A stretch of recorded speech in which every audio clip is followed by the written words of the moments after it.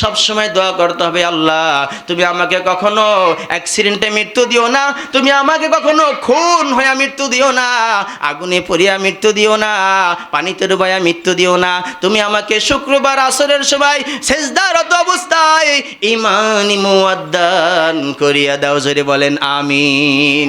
এই জন্য আমাদের ভাই সামাজিক থেকে শুরু করে রাষ্ট্র থেকে শুরু করে আপনার আমার পরিবার পরিজনের মধ্যে যারা হয় নাই বলেন, সব ধরনের মানুষ খুন হইতেছে।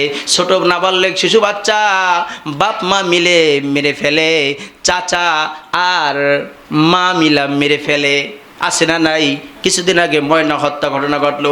এরকম অহরহ ঘটনা ঘটতেছে বন্ধু, আপনার আমার আমলের ত্রুটির কারণে ঘটনাগুলি ঘটতেছে। এই জন্য আপনাকে আমাকে সিদ্ধান্ত নিতে হবে।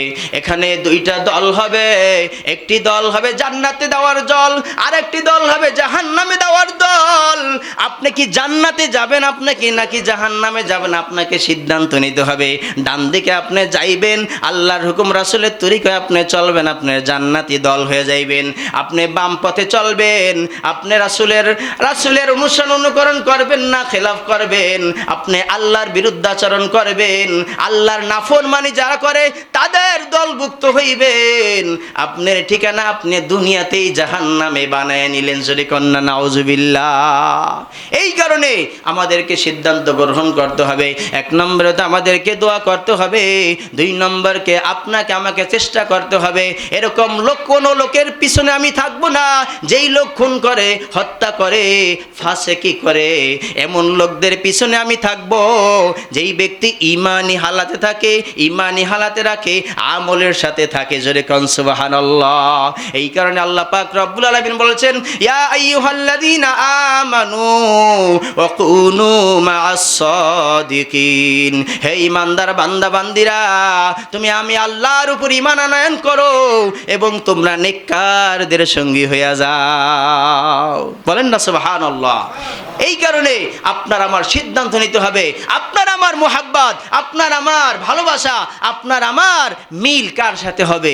একজন ইমানদার বান্দার সাথে হবে না একজন ফাসিকের সাথে হবে? একজন মুমিন মুত্তাকি মুসলমানের সাথে হবে নাকি একজন যে কাতেলের সাথে হবে? ও বন্ধু, এই জন্য আপনাকে আমাকে আল্লাহর কাছে দোয়া করতে হবে।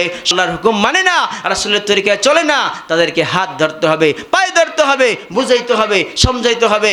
আল্লাহর হুকুম মানার জন্য, রাসূলের তরিকায় চলার জন্য আপনাকে আমাকে 100-র মধ্যে 100 চেষ্টা করতে হবে। হবে কি হবে না বলেন? কারা কারা নিয়ে আইতাছে চেষ্টা করবেন আল্লাহর হুকুম রাসূলের তরিকায় চলার জন্য? হাত জাগাই সকাল বলেন ইনশাআল্লাহ 5 ওয়াক্ত নামাজ ঠিকভাবে আদায় করব।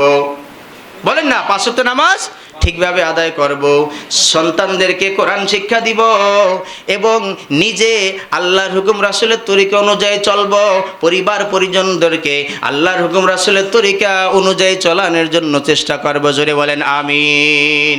আল্লাহ পাক রব্বুল আলামিন আমাদেরকে সর্ব অবস্থায় সর্ব হালাতে আল্লাহর হুকুম রাসূলের তরিকা অনুযায়ী জীবন চালানোর জন্য 100-এ 100, 100-তে 100 চেষ্টা করার তৌফিক দান করুক। জোরে বলেন আমিন।